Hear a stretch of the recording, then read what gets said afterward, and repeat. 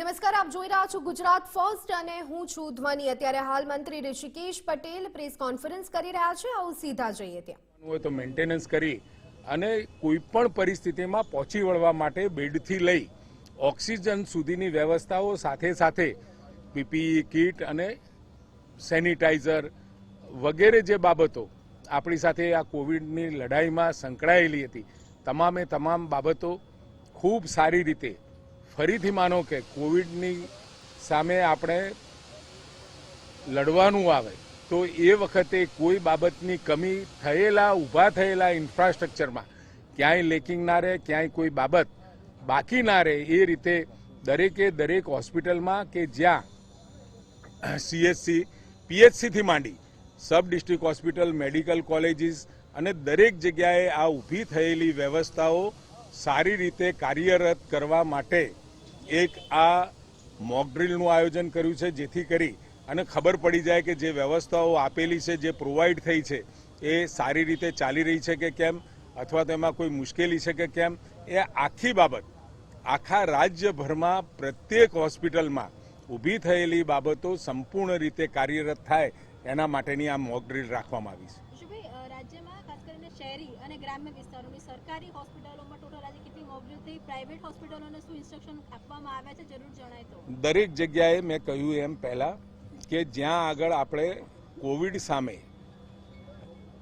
જે પ્રકારની ઇન્ફ્રાસ્ટ્રક્ચર વ્યવસ્થાઓ ઊભી કરી છે, એ કોઈ પણ જગ્યાએ CHC હોય, સબ ડિસ્ટ્રિક્ટ હોસ્પિટલ હોય, મેડિકલ કોલેજીસ હોય, ડિસ્ટ્રિક્ટ હોસ્પિટલ, દરેકે દરેક જગ્યાએ આ વ્યવસ્થાઓ તૈયાર કરવામાં અને તૈયાર કરી અને ચાલુ કન્ડિશનમાં ગમે ત્યારે યુદ્ધ ફાટે એ વખતે આપણી પાસે તૈયારીઓ હોવી જોઈએ। એ જ રીતે આ કોવિડની મહામારીમાં માનો કે અત્યારે તો આપણને લાગે છે કે જે રીતે આદરણીય પ્રધાનમંત્રી મોદી સાહેબે જે રસીકરણનો ડ્રાઈવ ચલાવ્યો, એના કારણે આપણો દેશ અને સ્વદેશી આપણી વેક્સિન એ દુનિયામાં સૌથી સારી રીતે ઇફેક્ટિવ થઈ છે।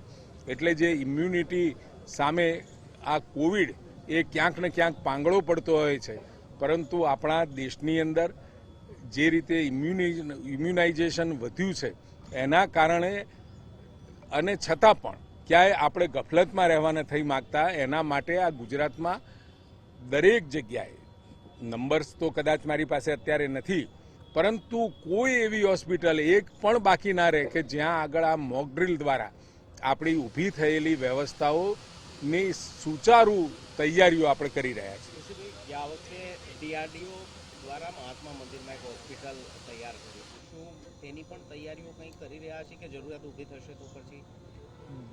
જે તે સમયે આપણી પાસે ઇન્ફ્રાસ્ટ્રક્ચર એટલું પૂરતું નહોતું, એટલે તાત્કાલિક DRDOની મદદથી આપણે હોસ્પિટલ તૈયાર કરી હતી। આજે તો લગભગ 1,05,000 બેડ તાત્કાલિક કન્વર્ટ કરી શકીએ એ રીતની વ્યવસ્થાઓ ગુજરાતમાં ઊભી થઈ ચૂકી છે। વેન્ટિલેટરની પણ 15,000 થી 16,000 જેટલા વેન્ટિલેટરની પણ વ્યવસ્થા થઈ છે। PSA પ્લાન્ટ હોય, આપણા LMO પ્લાન્ટ છે, એટલે કુલ મિલાકે મળી અને વ્યવસ્થાઓ આટલી ઊભી થયેલી વ્યવસ્થાઓ ઉપયોગ કર્યા પછી જ ક્યાંક જરૂર પડે તો નવી વ્યવસ્થાઓ આપણે ઊભી કરવાની થાય।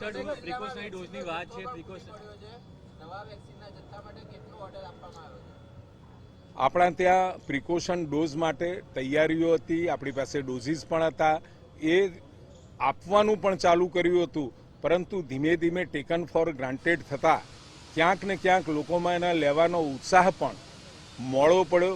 એટલે આપણે અહીંયા એ ડોઝીસ લાવી અને અહીંયા મૂકી રાખવાનો અર્થ નહોતો। અહીંયા મૂકી રાખવાથી એક્સપાયર થાય અને ખૂબ નાણાકીય પણ નુકસાન થાય, પરંતુ આપણે ફરીથી કેન્દ્ર સરકાર સમક્ષ નવા ડોઝીસની માગણી કોવિશિલ્ડ અને કોવેક્સિનની કરી લીધી છે। ટૂંક સમયમાં આપણા ત્યાં ફરીથી પ્રિકોશન ડોઝ માટેનું ડ્રાઈવ ઝડપથી અમલમાં આવે એની અત્યારે કેટલો ડોઝ છે? આપણે અત્યારે 12 લાખ જેટલા ડોઝ મંગાવી લીધા છે।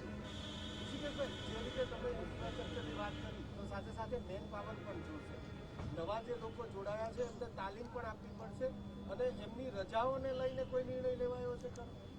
તમે બહુ સારો પ્રશ્ન પૂછ્યો, કારણ કે આમાં આખી ભૌતિક ઇન્ફ્રાસ્ટ્રક્ચરની સાથે સાથે મેન મશીનરી એ પણ ખૂબ મહત્વનો વિષય છે। એટલે ગઈ વખતે આપણે સંજીવની રથ ચાલુ કર્યા હતા, ધન્વંતરી રથ ચાલુ કર્યા હતા અને એની સાથે સાથે નર્સિસ અને પેરામેડિકલ સ્ટાફની પણ ટ્રેનિંગ સાથે આપણે જે તૈયારીઓ કરી હતી એ જ રીતે એ જ તર્જ ઉપર આપણે આ વખતે પણ મેન મશીનરી પણ ગમે તે સંજોગોમાં જ્યારે જરૂર પડે ત્યારે એનો ઉપયોગ કરી શકીએ એ પ્રકારની વ્યવસ્થાઓ અને તાલીમની પણ વ્યવસ્થાઓ ભૂતકાળમાં આપેલી છે. એનું લિસ્ટિંગ પણ કરી લીધેલું છે અને એમને જ પહેલા આપણે ઉપયોગમાં લઈશું.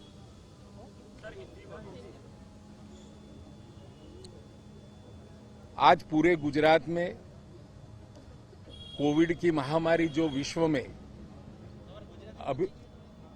अभी दिखाई दे रही है, उसकी वजह से यदि भारत में भी इसका संक्रमण बढ़ता है तो ये अपने गुजरात के अंदर भी जो इंफ्रास्ट्रक्चर फैसिलिटी हमने यहाँ अवेलेबल कराई है वो सब चालू कंडीशन में हो, कहीं पर भी ऑक्सीजन प्लांट हो, वेंटिलेटर्स हो, ऑक्सीजन गैस पाइपलाइन हो, पीपीई किट्स, मैन मशीनरी, मतलब कि जो ये काम करने वाले लोग कोविड की महामारी दरमियान हमने ट्रेन किए थे, उसकी सब व्यवस्था के लिए पूरी तरह से एक कॉम्प्रिहेंसिवली गुजरात का खड़ा किया हुआ इंफ्रास्ट्रक्चर, मैन एंड मशीनरी दोनों तैयार रख के आगामी समय में यदि यहाँ पर संक्रमण आता है तो क्या करना चाहिए और कैसे मेडिकल फैसिलिटीज उपलब्ध करानी चाहिए, उस हिसाब से पूरा आयोजन गुजरात सरकार ने कर दिया है.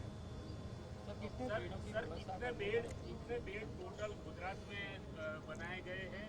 आईसीयू कितने बनाए गए बेड और वेंटिलेटर की क्या स्थिति? हमारे गुजरात के अंदर 1,05,000 बेड तात्कालिक असर से हम कन्वर्ट करके अभी तो वो जो बेड्स है वो दूसरे उपयोग में भी ले रहे हैं, लेकिन अगर ये महामारी का संक्रमण और सीवियरिटी इसकी होती है तो करीबन 1 लाख बेड तो हम ऑक्यूपाई कर सके, ऐसी पोजीशन में भी है.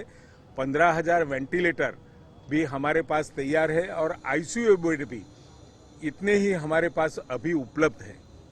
राज्य में सर वैक्सीनेशन की क्या स्थिति है, क्योंकि बूस्टर डोज नहीं है यहाँ पे, तो कितने मंगवाए गए केंद्र से?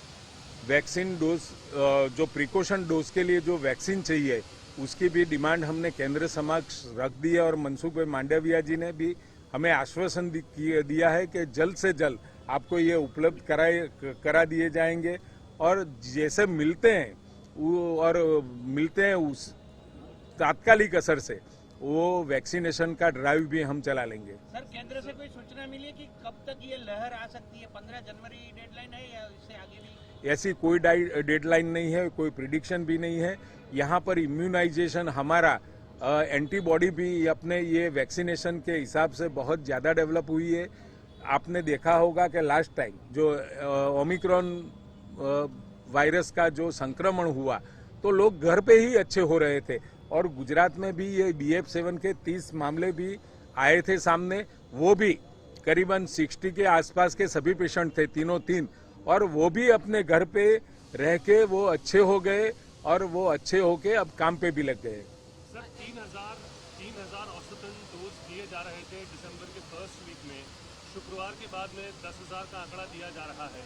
आप कह रहे हैं कि जत्था अभी पहुंचा नहीं है या आएगा, जो भी कंडीशन है, अभी की कंडीशन में कितने डोज एक दिन में हम लगा सकते हैं, कितनी तैयारी है उसको लेकर?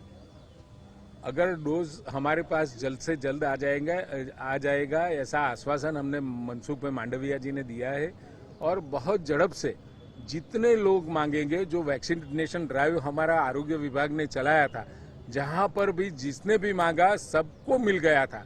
और हमारी जो व्यवस्था हमारे पोर्टल पर भी जो भी वो डिमांड करता था, एक दिन भी उसका वेट नहीं करना पड़े, ऐसी व्यवस्था गुजरात ने बना दी है. ये बताइए कि पिछले वेव में हमने देखा था कि सभी जगह पे अस्पतालों पे लंबी लाइनें लगी हुई थी, एम्बुलेंस के अंदर ट्रीटमेंट देनी पड़ रही थी. इस बार एक्स्ट्रा कोई प्रिकॉशनरी एक्स्ट्रा चीजों को किया गया है, क्योंकि पिछली बार देखा कि कई सारे पेशेंट एक साथ आ रहे थे. अब ये वेव तो डेडली बताई जा रही है.